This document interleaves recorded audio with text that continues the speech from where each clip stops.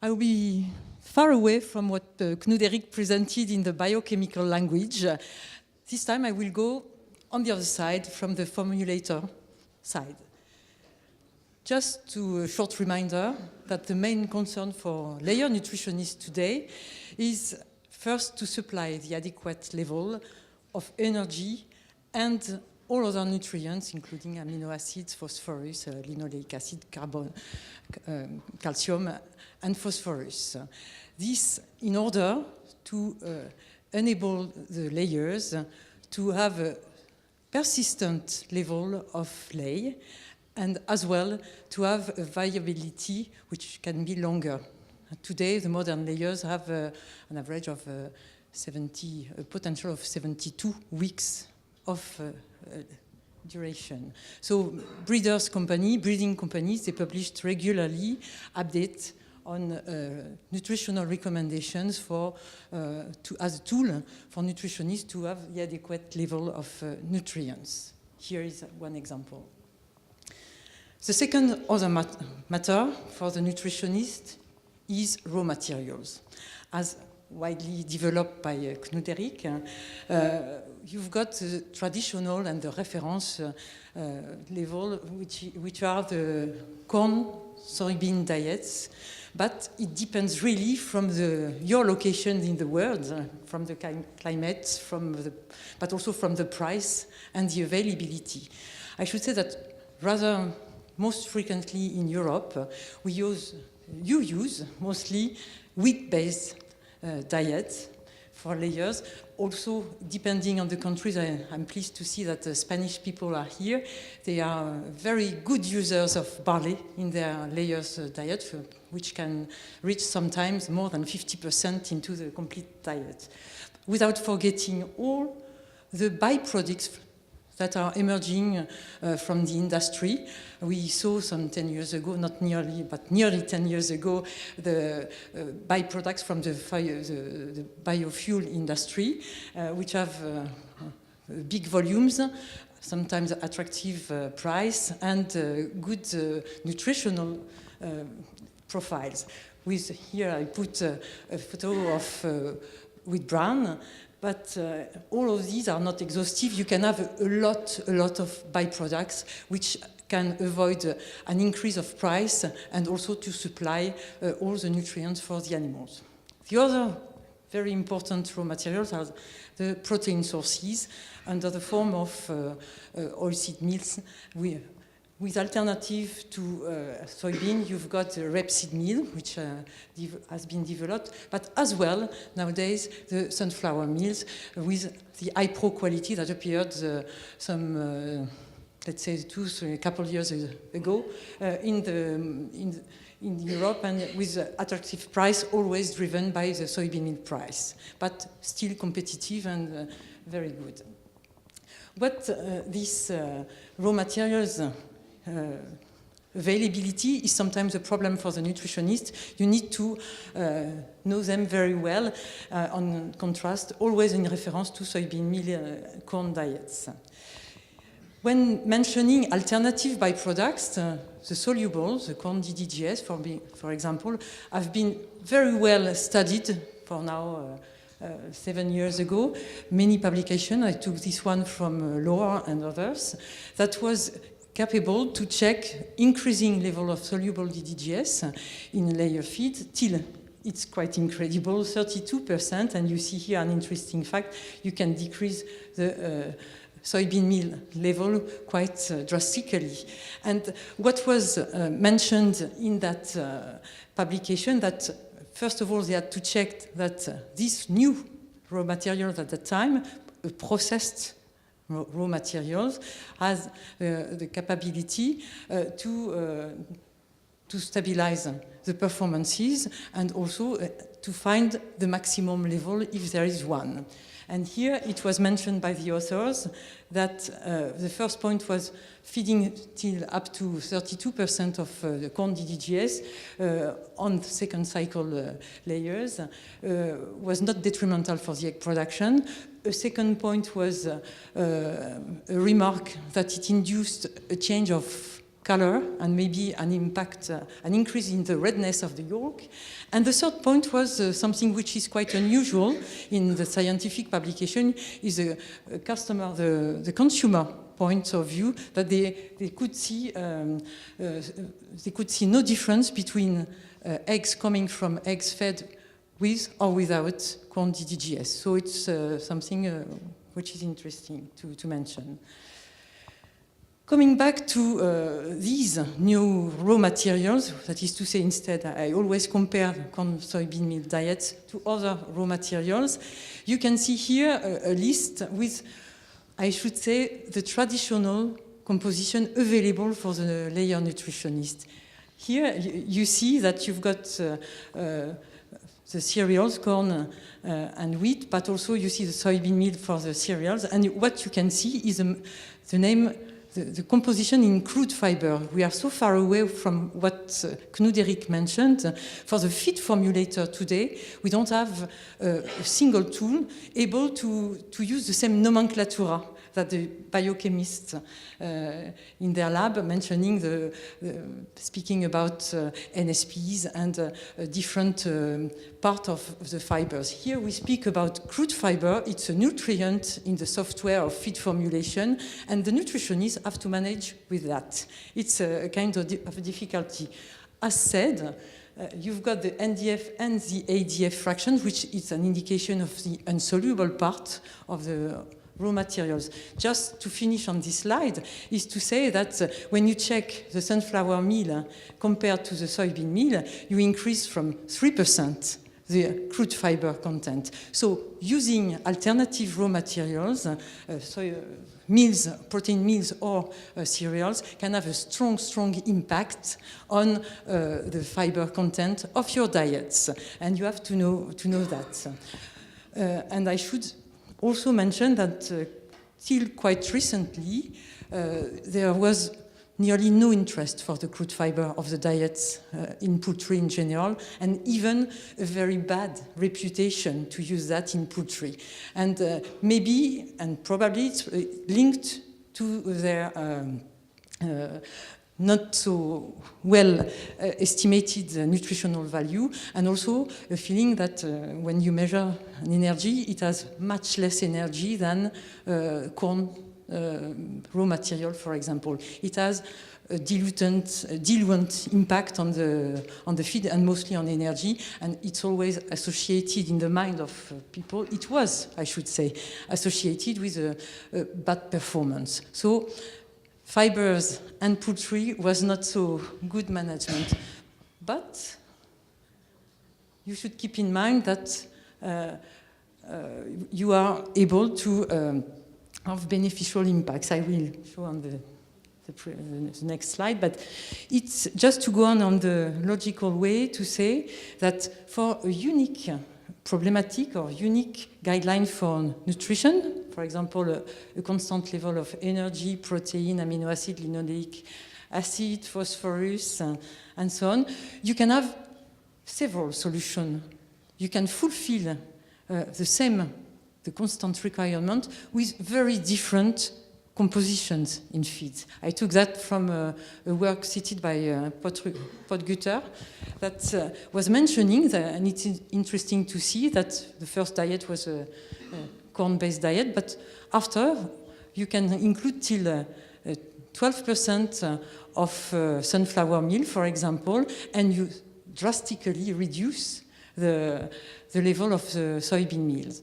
And all of these diets have, you can see, starting from the corn-based diet till the wheat and all other alternative raw materials, you increase by 50% the crude fiber level, but also always the fat level of your diet, and without impairing the performances of the animals, because the author is mentioning that all of these solutions were capable to satisfy the expected performances of the animals. So the nutritionist has got a choice. After, it's a question of playing with economy and managing the performances of the animals.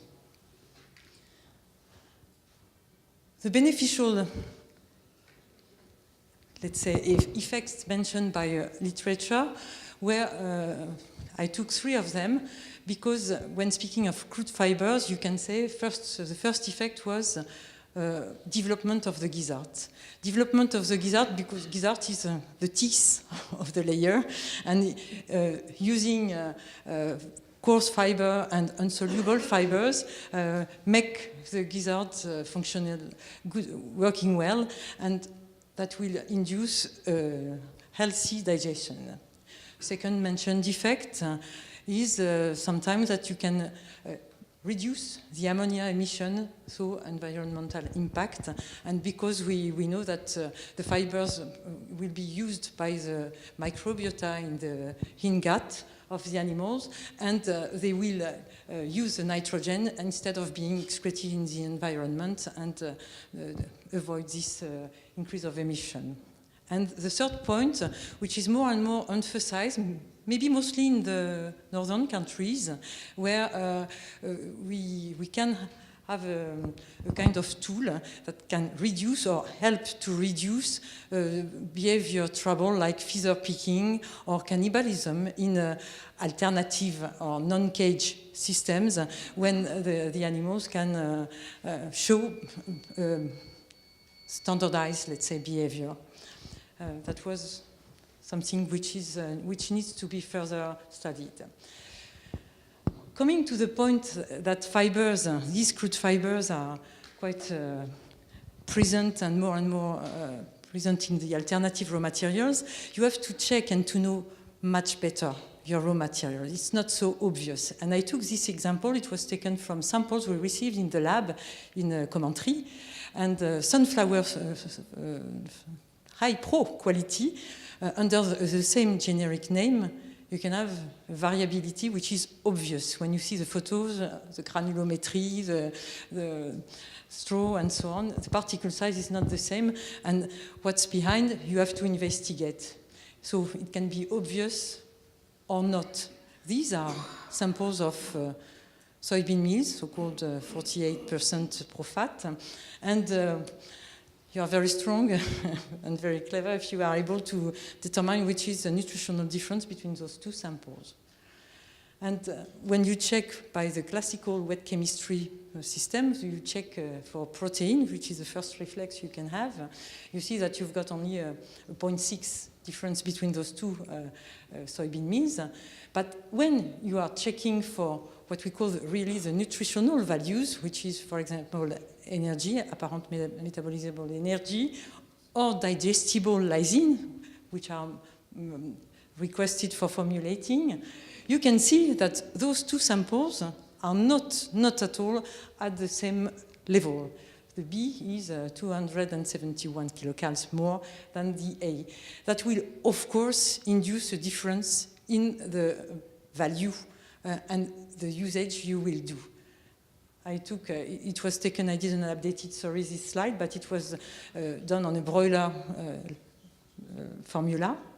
And you could see that the feed cost using one or the other quality will be totally different.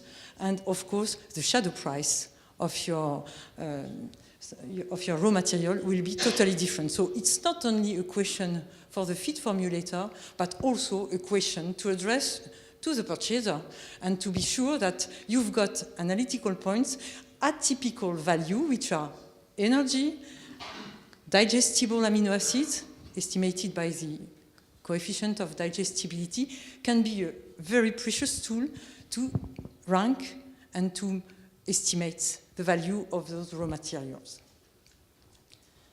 This is why we were able to determine those values by a tool we developed in Adiceo for years. It's NIRS technology, but behind you've got all the library regarding the equation of prediction of digestibility of amino acids and also energy based on in vivo data. Till now, I think we are the only one to run such analysis. And just one example to show the precision of our tool. It's a practical case at a customer level who wanted to determine, is using a quite high amount of soybean meals per year. And he said, I would like to check, I spend a lot of money on that. Can you help me to discriminate qualities? But you know, I'm using equation of predictions, and it's quite reliable. It's my reference, and I need to be sure of that. So we ran a trial just to show him that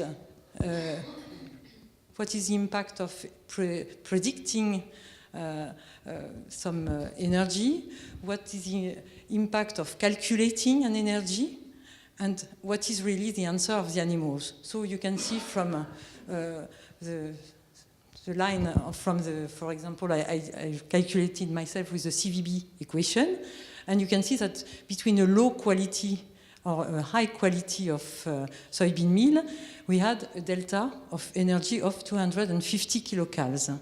When putting on in vivo animals, this delta was 400 kilocalories, and when using the PNE, which is the name of our NIRS system, Precise Nutrition Evaluation, we are able to stick to the in vivo value, and it's much more accurate to do like this, and it's a really serious tool to do. One example.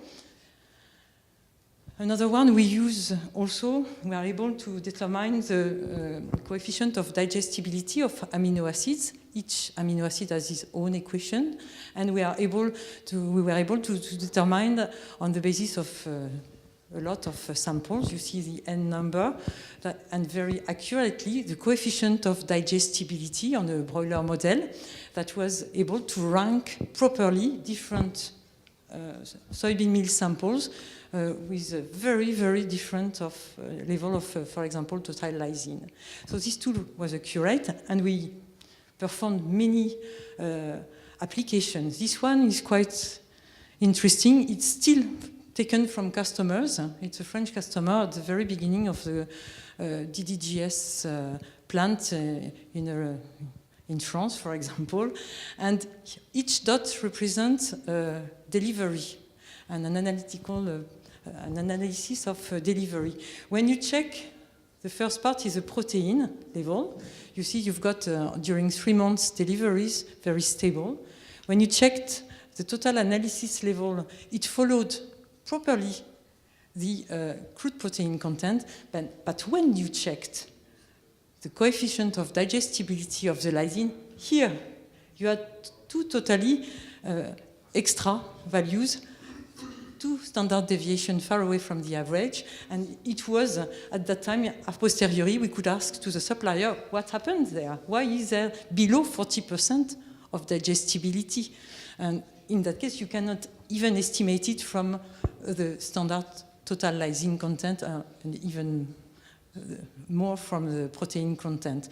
Here, it was a problem happened in the plant for cooling the product. So you know now from publication on corn DDGS, on DDGS in general, the first amino acid impacted by the process is lysine. So it has been shown there, and you cannot guess, you don't have any indicator. This is really strategic when you use a lot of DDGS. Another application was done on rapeseed meals, on a large survey we ran several years ago, which is still of actuality. When checking also the amino acid digestibility, you are able to discriminate a lot of production from different plants. Each color here represents a rapeseed meal plant. And when, for example, when you check in INRA tables the coefficient of digestibility of lysine, it's written 78%.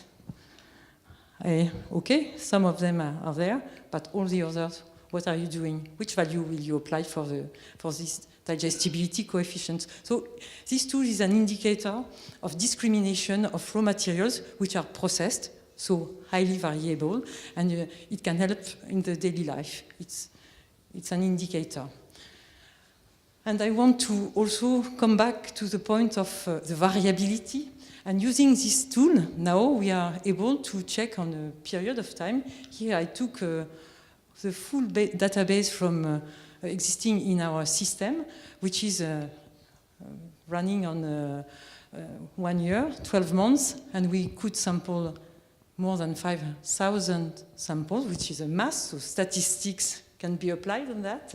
And you can see that it's wheat sample taken from everywhere in the world, and you can see that the average of energy was 2,913, with a standard deviation of 90 kilocals, which is representing a CV value of 3%.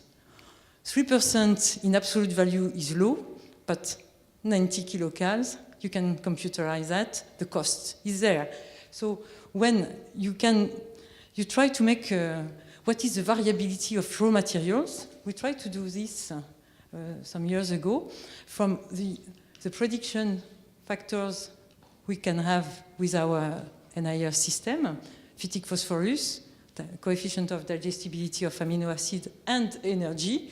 You can see that the starting point of variability is 3 to 5%, but it can go to much higher, till 35%. In the lowest part, you see for energy cereals, but cereals can have a much higher variability coefficient for the phytic phosphorus. For example, you are all using Phytase, you can understand it's something which is interesting to know. And I don't speak about the amino acids digestibility. So take into account the variability of your raw materials to adapt the right value in your feed. And of course, variability has a cost. If you just consider, I did this short calculation, 3% variability on full standard layer diets, you can split the nutrients between energy, digestible and amino acid and phosphorus. You can see, of course, the cost of energy is the highest, till nearly €8.50. So it can be interesting to check for those atypical nutrients which cannot be analyzed by wet chemistry or can be approximated by equation. Approximate, I know I will, you will shout, but it's maybe helpful. Just to take home message, layer diet contains at the moment and regularly 3 to 5% crude fibers level, which is the average, without impairing the performances. When using alternative raw materials rich in fibers, they can enter in the feed formulation to satisfy and to fulfill the nutrient contents of your formula. They will have sometimes an added value also for the birds. I mentioned the environment with less ammonia, gut health, but also the behavior of the birds. And know and keep in mind that those raw materials will have a very high variability for those atypical nutrients, for those atypical criteria to be measured in the lab. So variability has a cost, so you can have a tool to discriminate these variability. Thank you very much. Thank you so much. I guess you've made my job very, very easy. So I'll have to build on that. Okay. I will be talking on the effect. It's a question of extracting more with enzyme in diet. We've had talk about fiber level in individual ingredients. Now we've also heard about this in overall diet. Then the question is, what do we do going further? How do we use this diet to increase efficiency? And this is going to be the core of my talk. The outline of my work here is going to be based on looking at emphasizing the anti-nutritional effect of the indigestible fractions. And part of this have already been discussed, so I'm not going to be spending a lot of time on those. I will also be talking about effect of enzymes on nutrients, digestibility, and with this I'll be focusing on phytase and NSPAs. Then it will be my pleasure to introduce you to the long-awaited the product that we just got the long-awaited approval for laying hen, Viability Advance. Okay, so Pierre-Andre already had this slide in, where it talked about the estimation of about 80% of nutrients that is in a regular diet that it's digestible and usable by bird. He also pointed out this 20%. That's on estimate. This 20% is what we see to be losing in excreta. If you collect a fecal sample from a bird, I mean from a typical flock, I mean, and when you profile this, this fecal sample on average, I mean this the estimation we have, and this which is also corroborated by literature review, is that about 20% is being lost. And I think that also corroborated what Dr. Cloderic mentioned, I mean, his response to the question the other time. So, but looking specifically into this, arabinoxylan, looking at the level in the corn soybean and in the wheat soybean diet, you see the close proximities. Of course, they're different. I mean, they are a little bit, but it's not. I mean, they are different, but not that huge gap. In part because, I mean, like he also mentioned, that arabinoxylan is largely in the cereal. So the soybean, it's in the case of laying birds, is not what is added in a lot. So. As expected, arabinoxylan tend to take the highest proportion. Then we have cellulose, we have beta-glucans, and other NSPs, and we also have phytate. He's already mentioned all this, so I would not be going into the detail of each one, but I'll be coming back to this slide later on.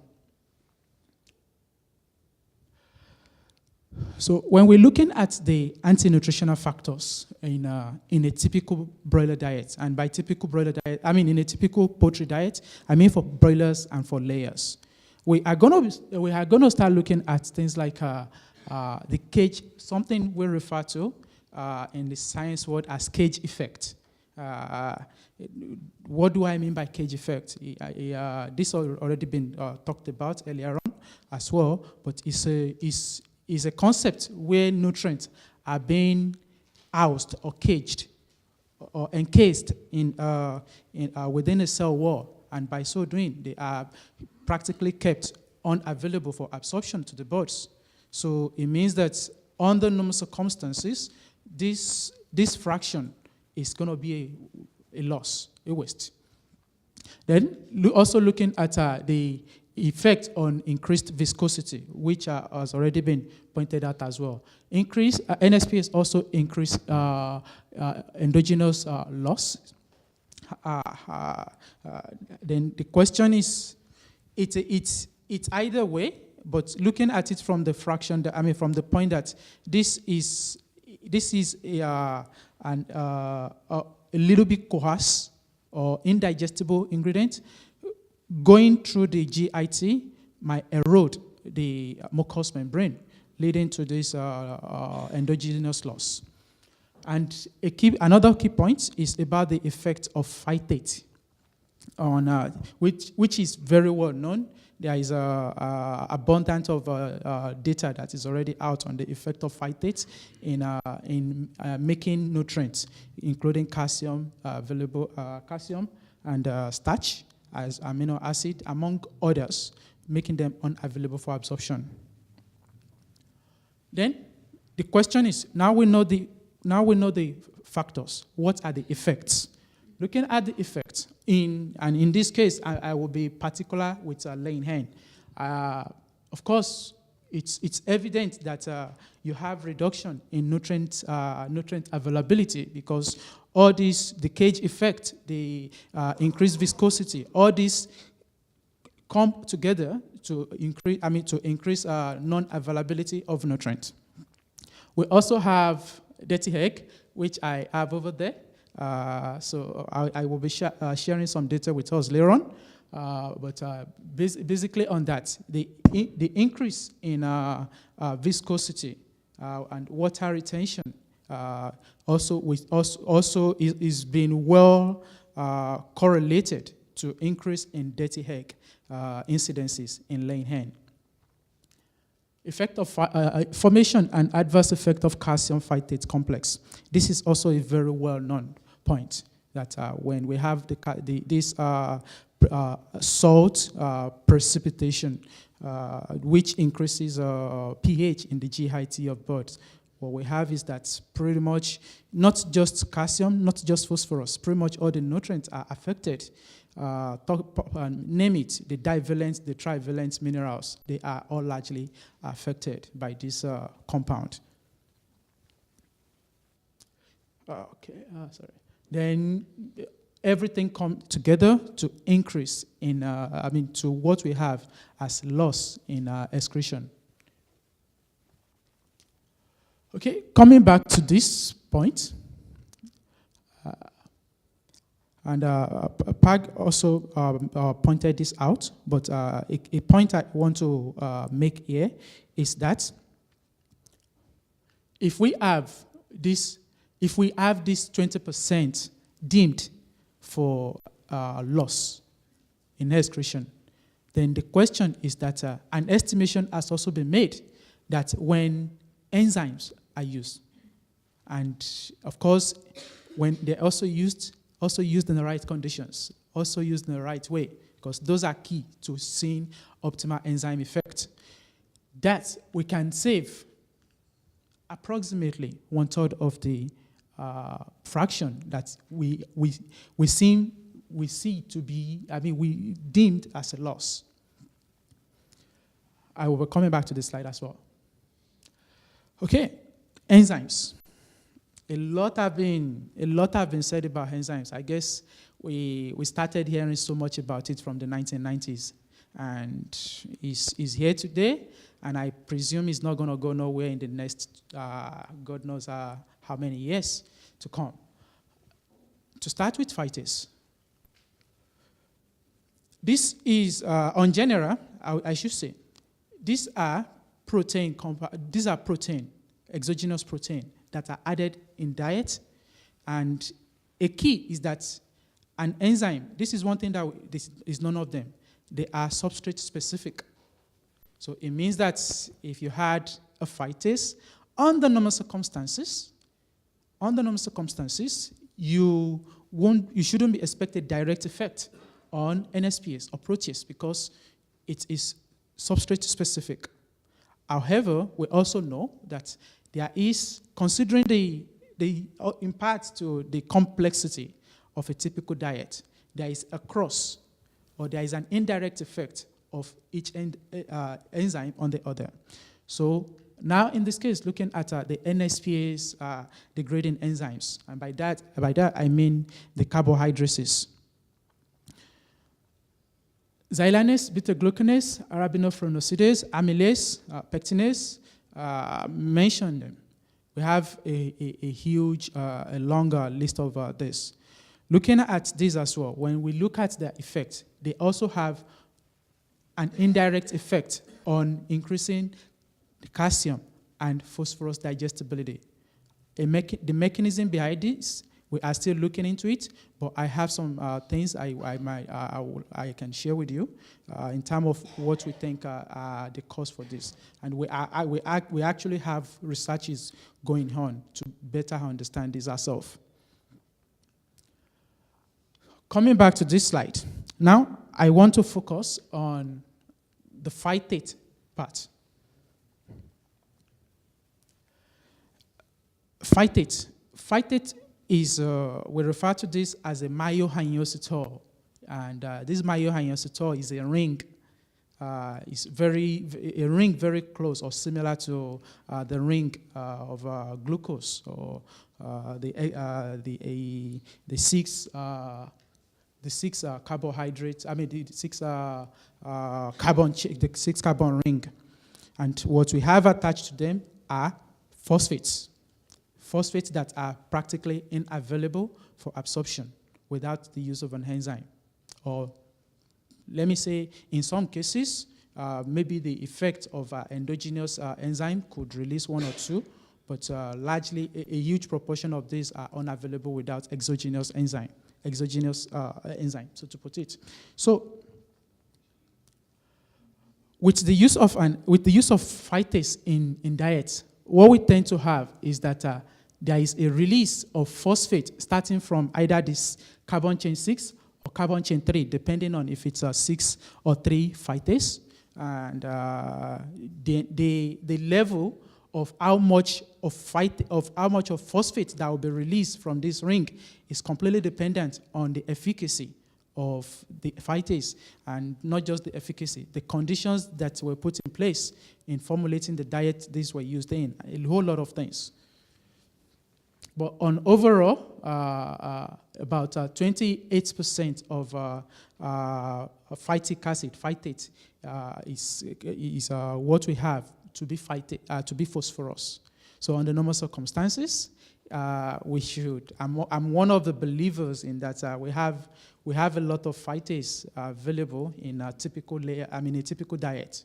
So the question is, how do we take advantage of this and use it right? When I'll be sharing some data with you, data from literature reviews and some work that we also did as well. So looking at the atypical layers diet that has, Elizabeth showed a diet that was recommended by Lohmann for classic brown. And they had about 2,700 kilocalories of energy, about 17% of crude protein. But in this case, what we have over here is not as far away. It's a basic diet that was fed in this diet. In this trial. And from this, a negative control diet was reformulated with a reduction in NPP, non-phytate phosphorus, by 0.13 and 0.12 reduction in calcium. This was what we saw in digestibility of phosphorus. Of course, the negative control, as expected, reduced phosphorus digestibility compared to the positive control. And when the phytase was used, the effect was statistically alleviated. It's a similar situation in calcium, except that even the diet with the phytase showed to be higher numerically compared to the positive control. And now, like I said earlier on, of course, when you use phytase, you expect the effect on the minerals, but there is also an indirect effect, and the indirect effect comes with this: that in lysine, you see a decrease in the negative control, and in numerical, and that is key to point out. It also imparts to that this is an indirect effect. Of course, with the methionine, it's a little bit different, but if looking at the levels as well, it's also apparent to say that the reduction in the negative control was statistically alleviated compared to the positive control, but numerically there are still some differences. Energy, and it's pretty much the same case. It's pretty much the same story. That when you use this phytase, the main point, what is expected, are the minerals. That's key. We have a solid understanding of how this comes by. How it comes by, we understand that clearly. On how these are affected are still largely, we can say we have some understanding, but are still largely based on speculations. Now, to go further, we also need to understand that there are some other factors of importance. When you use phytase as an enzyme in diet, there are conditions, factors to have in mind. One of them, and these are all specific to laying birds, and I should also point this out that in a typical layer's diet, you have calcium at about 4% inclusion. In a typical broiler diet, you have calcium at about 0.9% inclusion. So you can see the huge differences. And the adverse effect of calcium, like I said earlier on, is already been very well established. So I spoke to one of my mentors that have done a whole lot of work in this on how do you think laying hens are doing it?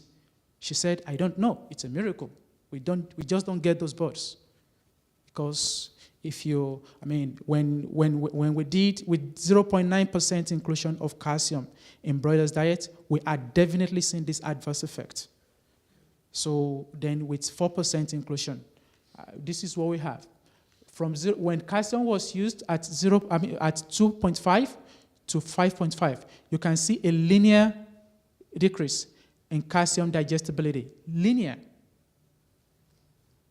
And it's all thanks to the adverse effect, the complex calcium phytate complex, which in part increases pH. It's also understandable that ileal phytate concentration was also increased. This is the substrate by ileal phytate concentration. It was increased. Phosphorus, on the other hand, also followed the same pattern as did calcium. And interestingly, energy.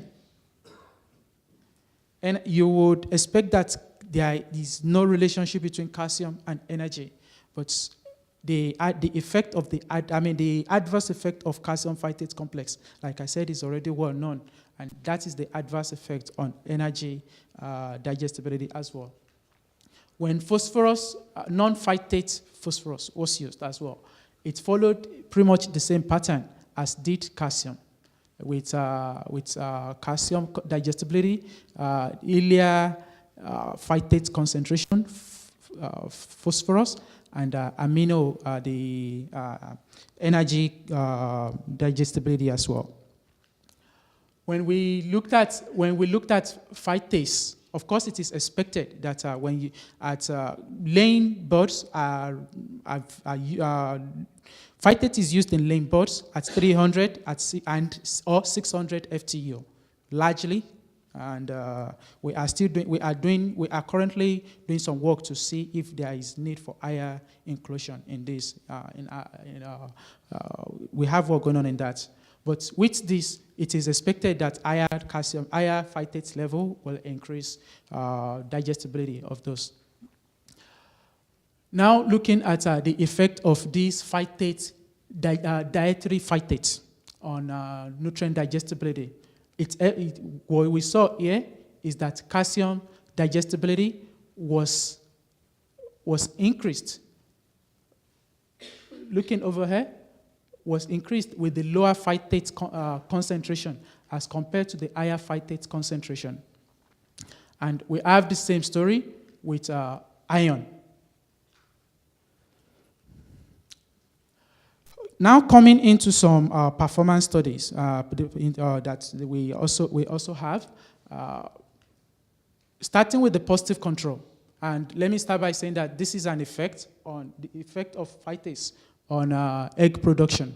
Looking at the positive control of about 2,700 kilocows, 16% crude protein, and calcium at 3.5 and available phosphorus at 0.35. When we had a negative control 1 and negative control 2. Negative control 1 was reduced by 0.16 and for available phosphorus, and calcium was reduced by 0.17 for, no, sorry, I take that back. calcium was reduced by 0.13 and available phosphorus by 0.17. Right. And with in the negative control too, 0.27 reduction for calcium and 0.23% reduction units for available phosphorus. The result we had for the negative control one, in spite of the huge reduction, was that egg production was maintained by the birds from 86 to 76 weeks of age. And it's evident why we call laying birds superbirds, because you will have to do a lot to get them to react to reduction in nutrient levels. Of course, the negative control too, which pretty much had no inorganic phosphorus, was declined with age. Looking at feed intake, this is also another complexity that we have with laying birds. If you reduce phosphorus level in a typical broiler diet, what you normally have is reduction in feed intake. And in laying birds, they've always proved us wrong. Looking at what we have here, in negative control 1 had pretty much no effect compared to the positive control or the enzymes. The negative control 2 only had effect at a point, but went back up. Body weight. Body weight is a very, very important factor to point out. And in this case, what we have here is that the negative control 1 was also not adversely affected at this point, but showed to be coming down at the end of towards the end of the study. And the negative control 2, of course, went down linearly from around 70 weeks of age. Egg shell quality. And I should present this together because they were similarly affected. They followed the same pattern. The negative control 1, which is the black line, also was only affected at the point, but went back up with specific gravity, but only the negative control 2. Note, negative control 2 had no inorganic phosphorus, and was the only one that came down, and with similar situation in egg shell breaking strength. It's key. What I want to emphasize here is that, of course, the minerals level is key. But to see effect of this reduction in the nutrient, it's key. It's important what level of reduction are we looking at? If you're saying that you're comparing this table, this data and that data, it's vital to know where we're coming from as the positive control and what was used as a negative control. Now, I'm shifting gear to the effect of the enzymes on the NSPs. Cage effect. When we use a typical NSP enzyme, what we expect to do, or what we expect to have, is that this cage effect will be broken free. And when it's broken free, it releases the encaged nutrient. And invariably, these encaged nutrients are made available for use. And this is also one of the mechanisms by which we think that a typical NSPS would influence calcium and phosphorus digestibility.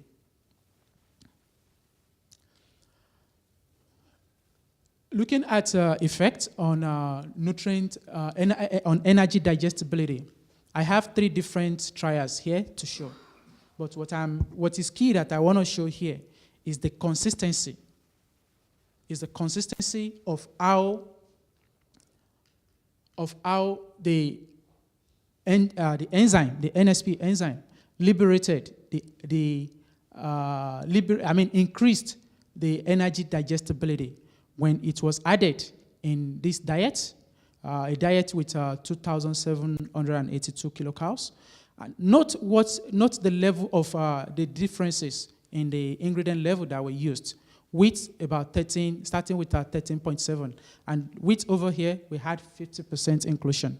We only had corn, at 35.2% here. And note that there is no corn here. It means that we have tested a wide array of feed with different ingredients. Of course, we understand that there are complexities and there are differences from one ingredient to the other. But it is also key for us to understand how this enzyme works with each ingredient, or with each diet made with each ingredient. And what we've had is consistency in the improvement of energy digestibility. Note in laying hens, all in laying hens. It's pretty much the same story with digestibility of amino acid. That nutrient digestibility, amino acid digestibility was also increased in different trials consistently, and it is key. The reason why I am saying this consistently is that if you've been quite conversant with the use of NSP in diet, you will know how much of inconsistencies we have in getting results. You can run 10 different trials and only 3 or 4 comes back positive.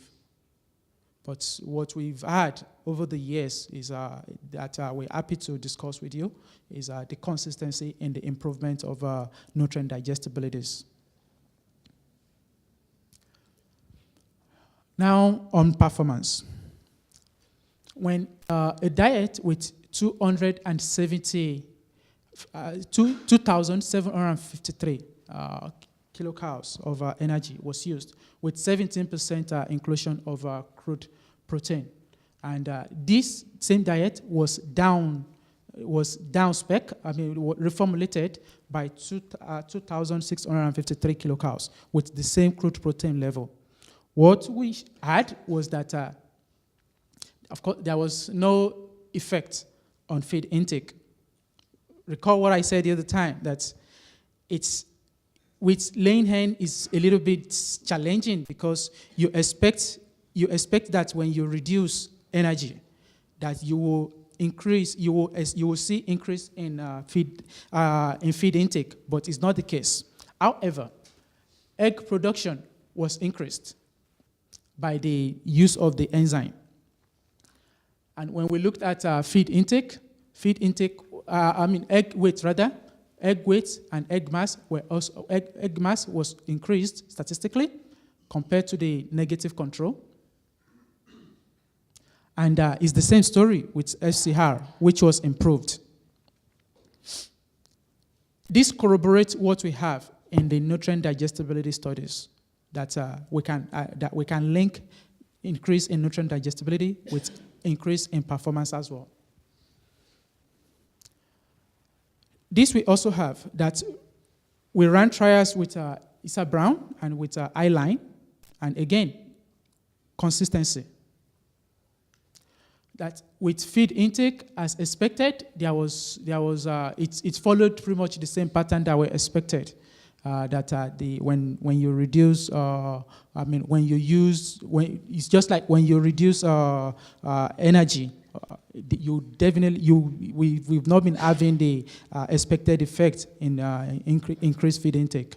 But when you look at egg mass, we have this consistent increase as well. And the same thing with feed intake, that they were also improved. In addition to performance, we also have additional effects, which is one of them is dirty egg. When we used in a wheat-based diet or in a wheat-barley-based diet, what we saw was that with the use of the enzyme in a based diet, there was a decrease. There was a significant decrease in the dirty egg incidences. And we are, of course, this is key because it's a question of that when you use the enzyme, you decrease the viscosity and the water retention tendency, and by so doing, you also reduce the dirty egg incidences in a typical in laying hens. We also had this with mash. That in mash, we used the diet with mash. We also had this consistent decrease in dirty eggs, as well as in crumbles.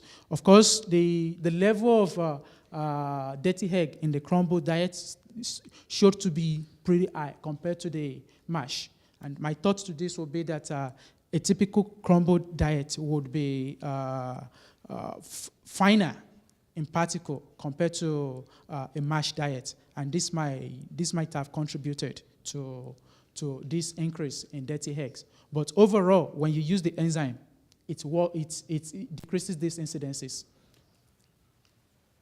And it's the same thing when we use in low ME and regular ME. We also have this improvement with decreased incidences of dirty eggs.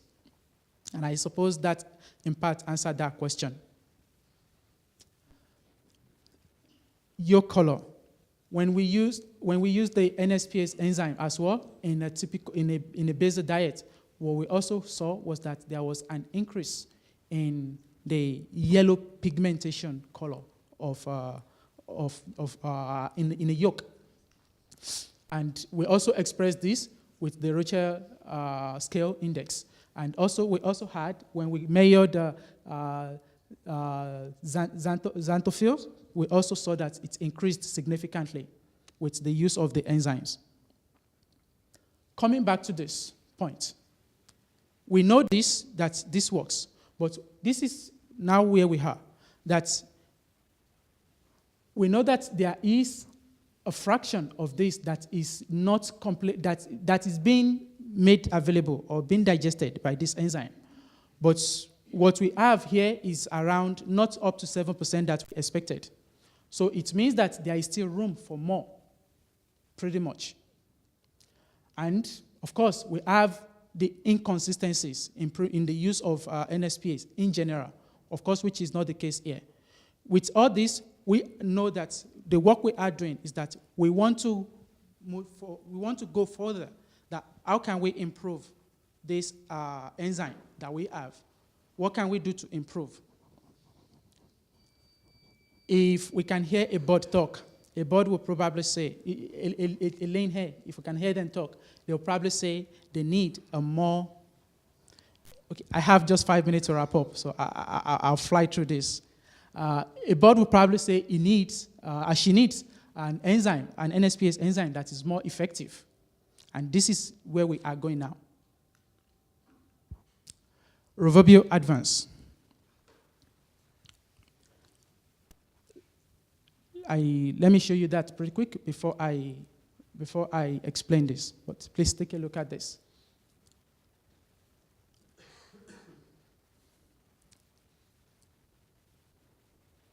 Okay, what I had shown over there is that we have side chains on a typical arabinoxylan chain. We have side chains. With these side chains, the xylanase enzymes cannot break down, will not have access to breaking down this substrate. So there is need for arabinophrenosidase, which is ABF, that just flew off over there. What that enzyme does is that it helps to break these branches, to give access to xylanase to help to work. From gene expression, looking at a typical gene in the cell, into transcription and into translation and sequencing of a specific gene. This, which is what we've worked on with this. A key point I want to add in here is that you've all known Rovobio Excel, and going from Rovobio Excel to Rovobio Advance. Rovobio Excel and Rovobio Advance are not any different in terms of their sources. It's not like we did not change anything. What we've done with Excel, with Advance going further, is that we've expressed more enzymes, more enzymatic effect. We've worked with this to express more enzymatic effect as compared to xylanase, as compared to Eggday. And this is what we have over here, that this is a typical Eggday, and the xylanases in Eggday, and the arabinophrenosidase in Eggday. When you look over here with the Viability Advance, you see that we expressed more enzymes, which gives it more broad specificity compared to Eggday. I just want to show this pretty quick to wrap up. It's the effect. These are all in broilers. Elizabeth will still be coming back to talk to wrap up on effect on layers. But what we have here is that looking at Viability Eggday, on average, when we use Viability Advance, when we use this in diet, we've seen a consistent increase of energy digestibility by 3%. And it's been consistent. We've run a lot of trials in this, and we've confirmed this a lot, which is what I have spelled out here. It's pretty much the same story with the amino acid, digestibility of amino acid, that when we use Viability Advance as well, that the increase in digestibility were also consistent, either in wheat-based diet or in corn-based diet, consistency.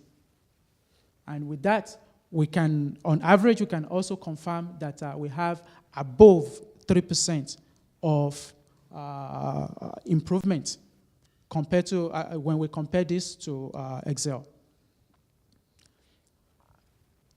When we look at this is a trial that is particular that I just want to share pretty quick. That when we used a digestibility trials with 3,000, which showed to have 3,453 kilocalories of energy.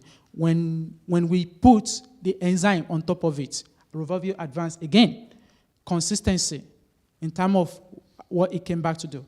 We reformulated a negative control, which we diluted with 3% of sand. Of course, expectedly, we saw a decrease in the digestibility of this energy, and again, consistently, at about the same level as compared to the nutrient adequate diet. We also we restored this adverse effect. The same in energy, and the same story in amino acid consistency. Looking at this again in phosphorus and calcium, which is what I already said earlier on, that these enzymes also have effect on minerals. We've also seen consistent improvement on digestibility of calcium and phosphorus in total tract. Looking at it in wheat or in corn-based diets. Again, consistency. Overall, these are a list of trials that we've run. And the main thing I want to point out, again, is that when we reduce energy by these values, and we reduce digestible amino acid by this value, what we had with the body weight gain is that when we compare the negative control to the positive control, of course, reduction in body weight gain and increase in FCR. When we now use the enzyme, Viability Advance on top of it, when we use Viability Advance on top of it, we also saw that with the body weight gain, we saw consistent increase in the body weight gain of these pods. And also looking at FCR, consistent improvement in FCR. This is one key thing that we are really, really happy about, or proud to share with you in terms of where we are with this new product. And more importantly, we are happy that this product is now available is now being approved for use in laying hens. So with that, I will give the baton back to Elizabeth to finish up. Thank you. Don't worry, it will be the last part of this meeting. I will finish the story started by Bello regarding what the potential of this new enzyme complex, which is so-called ADVANCE, on different layers trials. But first of all, to summarize and to make the link with this arabinoxylane content and these NSPs mentioned by Knut-Erik, I just would like to share with you this trial that has been done on broiler diets with an increasing level of arabinoxylose content in feeds, and you can see obviously that there is a negative relationship between the energy digestibility and with this increasing level of arabinoxylose content. It will change drastically and significantly when adding this complex of NSPAs on the same diets, and it's obviously the demonstration of the way of functioning of these new enzymes, breakdowning the arabinoxylane, the substrates, and giving a better digestibility of the energy. To finish this mechanism, once the animal feeds a diet containing high levels of arabinoxylane, and when you add NSPAs, those sugars, polysaccharides, that can be just break down into more simple sugars, and that will give some different components like short-chain fatty acids, as well lactate and also gases. We were able to demonstrate, and it has been published, and this is a co-work partnership with Ghent University, where we are able to demonstrate that with ADVANCE we are able to induce and to make a preferred pathway to the lactate production, and we are able to have a selection of bacteria that are producing a butyrate, which is much more beneficial for, let's say, the gut health in general. This is a very short summary of a complicated and long story, but just to see that we are now at this level of investigation within ADCO. Enzymes are not only limited to the raw materials, but also after the degradation products, and what is the impact on the animal health and the microbiota. Just to go now on the performances demonstration of these new enzymes, we perform as usual within ADCO 2 types of trials. The first category is digestibility trials, where you've got 2 treatments, one negative control on which you can add the enzymes you want to test, and you compare the level of energy that is the uplift into energy. Second category of trials are the performance ones, where ideally you should have 3 treatments, positive control without any enzyme. Then you decrease these positive controls, you pick up some energy, amino acid, protein, what you want, and then you put this, the enzyme you want to test on the negative control, and you check if the performance level is equivalent to the positive control. But first of all, you have to check that the negative control is really a negative control. And this is the ideal case. Just to illustrate that, first of all, the digestibility control we performed on layers has been done. Of course, we preferred broilers to start the dossier. It's not, I shouldn't say easy, but it goes quickly, and on layers it's another way, but we've got 1 trial, and we are able to demonstrate that with this new enzyme we could have an uplift of energy of 79 kilocalories in that way, and it was done on a wheat-based diet. So after observing an improvement of 79 kilocalories, remember that for broilers we had an increase of an uplift. So it was just, it was unexpected for me, this part. Just to say, sorry, there was, we were able to conclude that with applying this new enzyme, we were able to have an overall digestibility improvement in energy of 3%, but not only on energy, but also on digestible amino acids, and also available phosphorus.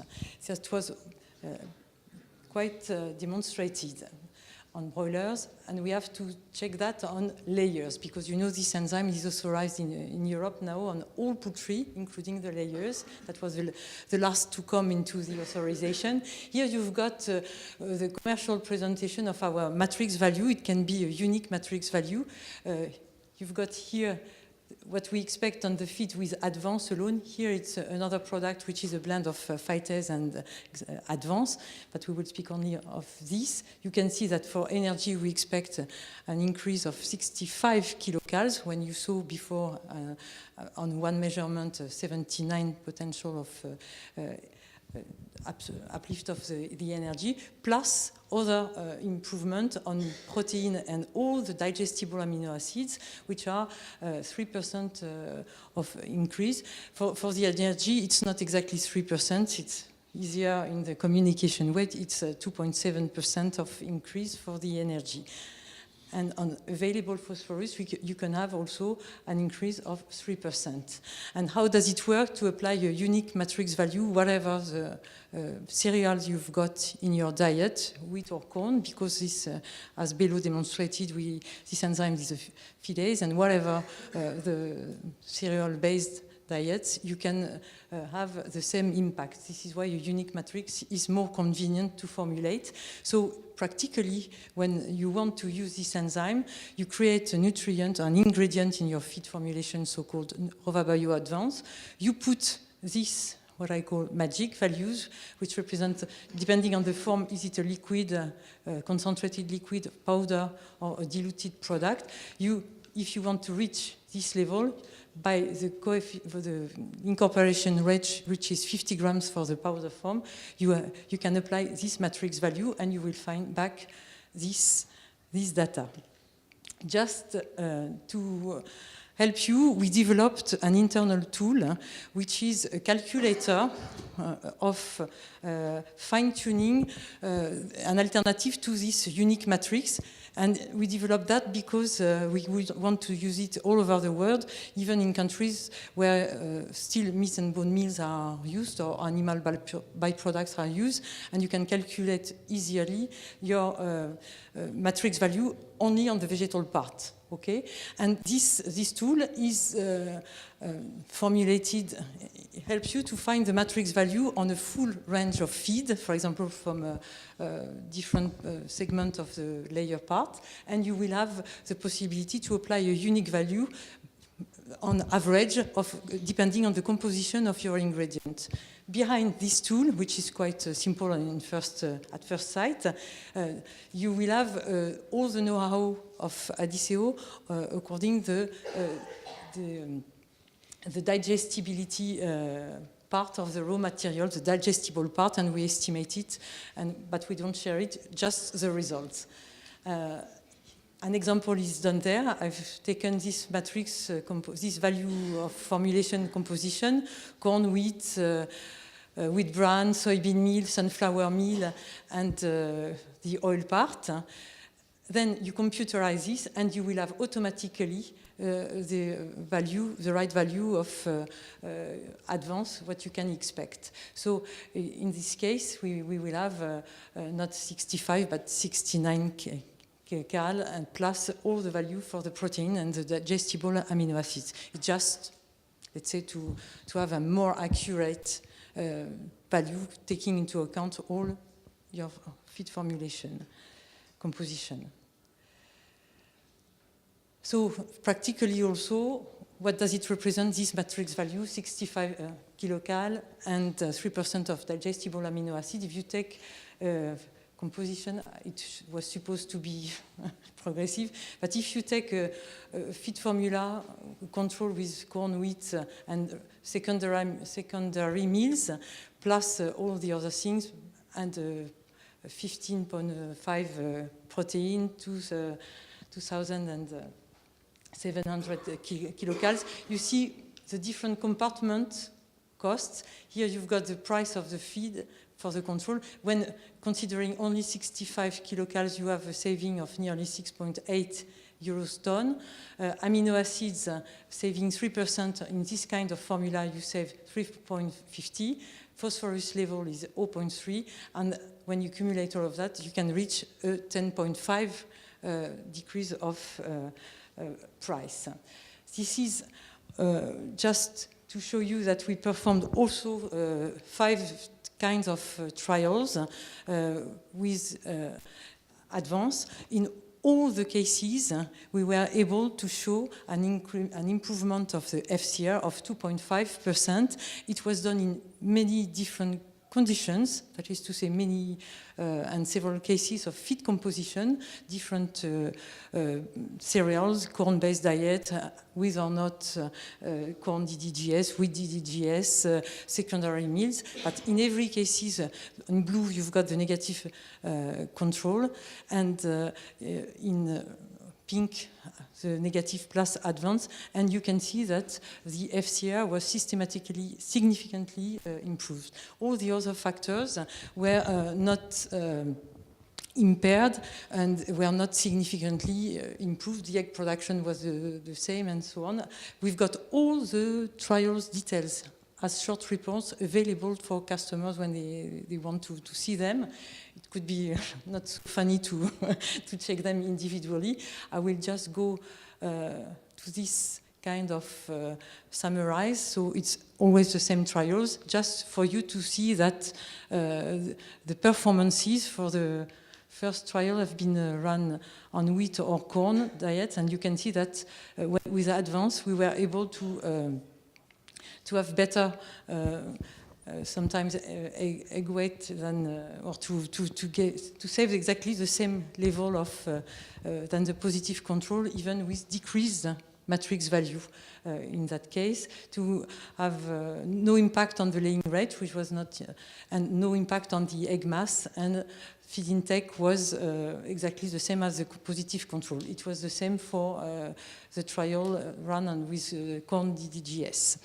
So that means, I will not go to, it's exactly the detail of one, just to signal you that for the detail we could see some specific, let's say, extra benefits of applying advance, specifically on 62 weeks old layers, where we measured, first of all, their body weight at 62 weeks, with or without advance, and you could see that we had an improvement of their body weight.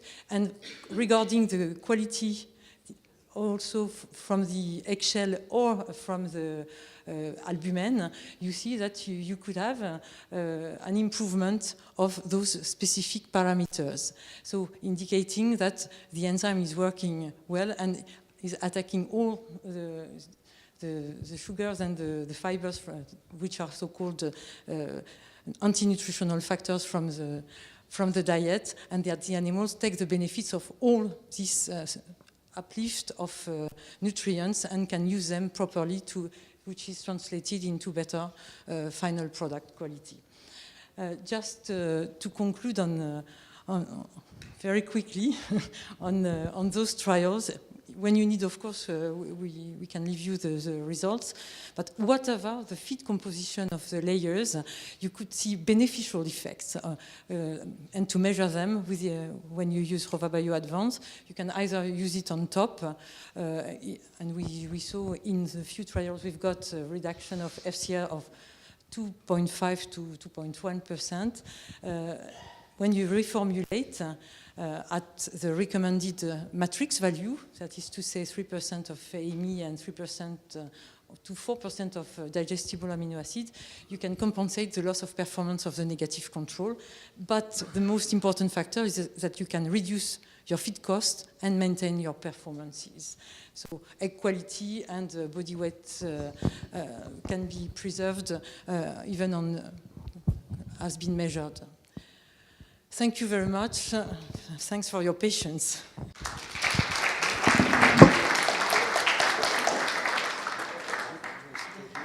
You take this one. Yeah. You take this one. Okay. So sorry, we had a little trouble with the Slido screen. So we have much more questions than the question on the screen here.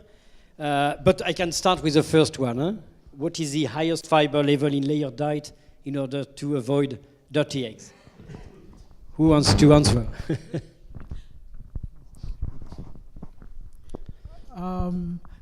The level of fiber that is in diet is not a question of choice. To be able to bring the ME down to 2,700, it's normal to bring in fiber. But in this case, we have about between 4 and 5% crude fiber.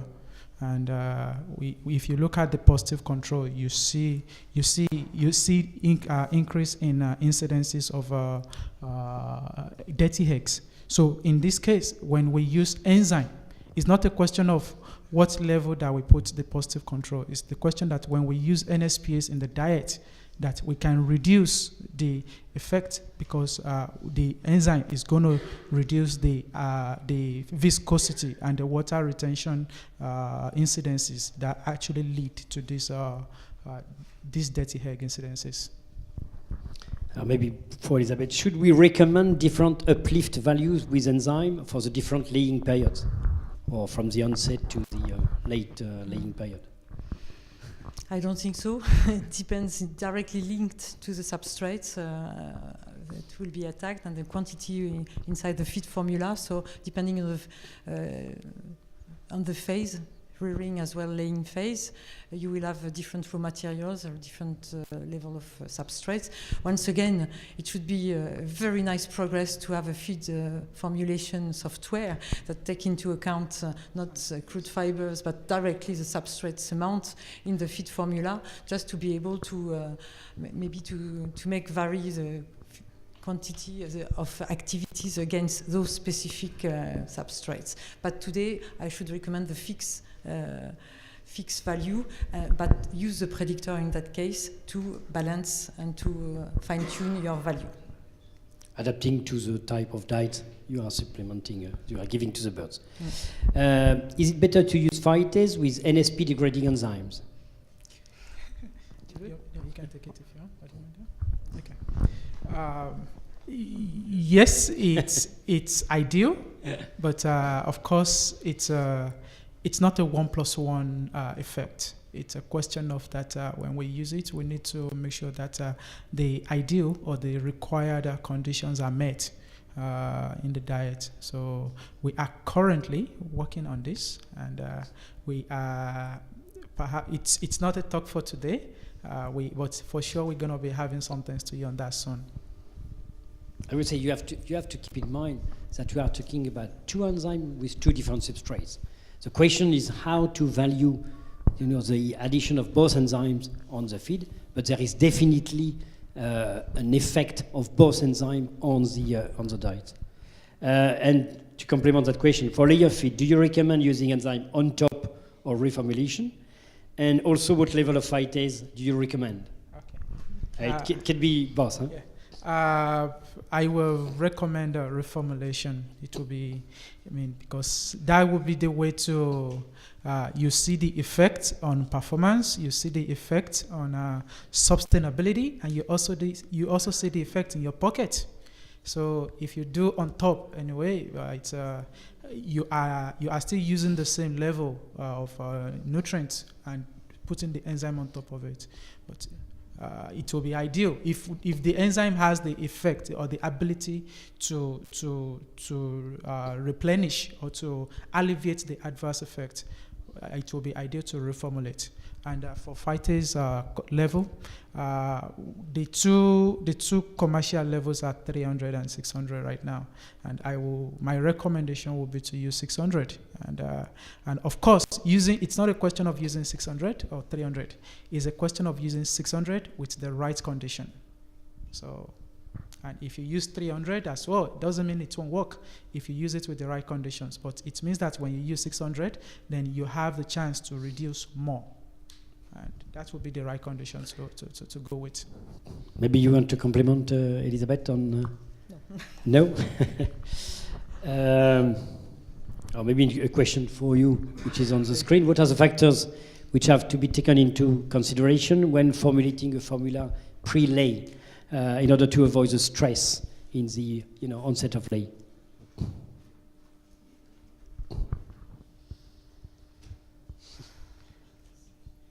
That's a good question. That might be interesting to have the person who asks the question to maybe develop a little bit more. What about the feed formulation or the complementation with specific, I would say, additives or that can help to reduce the stress? But we didn't mention the technological factors, the presentation of the feed, the management of the animals. Feed is one part of the answer, but I think the environment and the managing, the presentation of the feed is quite crucial. But it's really know-how from the feeds, and there are specific guidelines also from the breeders' company, and it's maybe much more of weight in this answer. Let me corroborate that point. I completely agree to that point. But pre-lay is a very important. Pre-lay is a very important time or stage in a typical laying hen's life. This is the stage when they develop bone. This is the stage when they attain maturity required to ensure egg production through 70, 80, 90 weeks of age. So making sure that we maintain nutrient level and management are vital. And in this case, when we talk about nutrient level, Me, calcium, phosphorus, and amino acid are crucial. And maybe it's also key to say that as much as we want to ensure that we have enough to meet the requirements, we also want to ensure that we don't have too much so that they don't get too big, because when they get too big, there is going to be a problem to start laying when you get to photosynthesize them. So it's... Another question, what is the consequence of down-spec formulation on bone condition of layers? I think we should not forget, we talk about body weight, but the bone conditions might be quite a tricky question. Elizabeth, or? I guess I should take Bello. that. That's a key part of my PhD work. Bone in laying hens is very, very crucial, because if you're talking about broilers, you are only talking about two types of bone tissues. You're talking about the cortical and trabecular bone. When you're talking about laying hen, you're talking about cortical, trabecular, and medullary bone. And in actively laying hens, you don't have formation of cortical and trabecular bone, which are structural bone required for strength. So this is the reason why even in diet, in birds that have been fed nutrient adequate diet, by 70, 75 weeks, you still see osteoporosis. And the reason for that is simple, is that when there is a progressive degeneration or progressive depletion of the cortical and trabecular bone that is not formed during this period. So overall, along with time, it's gradually leads to this. So it's complex. So I guess we shouldn't go into that now. But it's key to know that the effect we see on body weight comes from effects on structural bone breaking down. You may have realized that Bello did his PhD thesis on Phytase, so that's why he can talk a lot about Phytase. But there is a question maybe more for the business. Why IDCO is not offering any Phytase product today? Maybe it's maybe not a question for the technical people.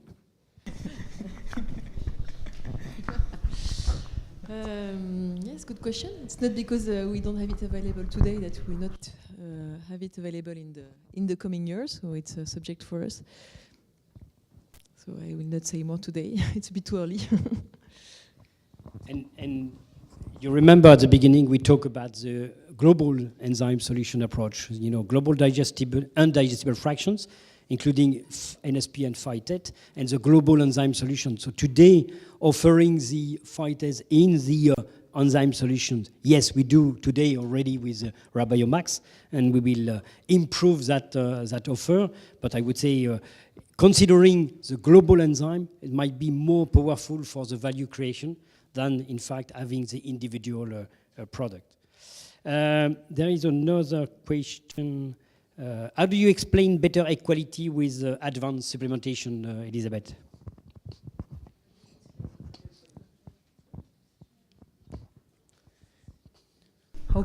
Which explanation can we give to the extra benefit measures on the OG unit measurement improvement? And it's just always the same story with a better digestibility of the nutrients available and better release of those transformation of these nutrients into the final product. On really the mechanisms involved, I will not be able to explain in details, but if you, Pierre-André, can help me to answer this question, should be nice. I know that you show measurements and so on. I know that some INRA people are suggesting maybe the protein membrane to deposit the cuticle of the egg is maybe modified by the increased digestibility and the amino acid release, and maybe.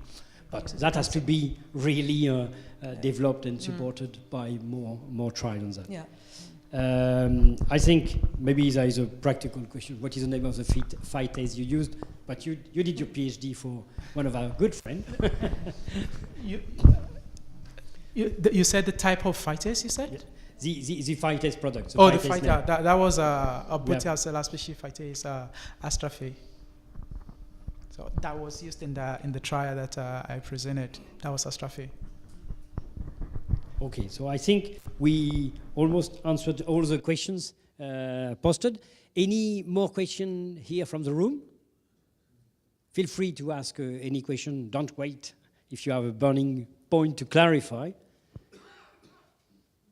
No more questions, so I'm sure that you are quite tired after this long day. So I think we can close and thanks again all the afternoon speakers.